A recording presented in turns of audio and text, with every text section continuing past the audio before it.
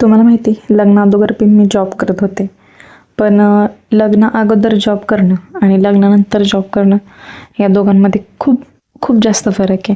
म्हणजे लग्नाआधी कसं उठायचं, आपलं आवरायचं स्वतःचं, खायचं प्यायचं आणि लगेच निघायचं. कोणतं काम करायची गरज नव्हती किंवा कोणत्या कामाचं टेन्शन नव्हतं, असं काही नव्हतं. पण लग्नानंतर सर्व कामं आवरून वगैरे मग कामाला जायला लागतं. असं आता मी 6 वाजता आले जॉबवरून आणि त्यानंतर मग थोडंसं आराम केला.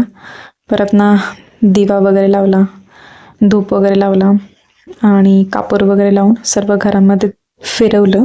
म्हणजे रोज संध्याकाळी मी कापूर वगैरे लावून तसंच करते. म्हणजे घरामध्ये गुड वाईब्स येतात.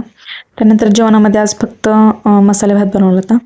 तो खाल्ला, भांडे वगैरे घासले आणि त्यानंतर म्हटलं थोडासा स्किन केअर करावा आणि हा मी पॅक बनवला.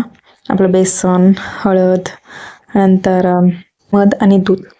तर खरंच ग्लो येतो चेहऱ्यात. साबण न लावता असं पॅक मी लावते. असं होतं माझा असा दिवस. चलो बाय.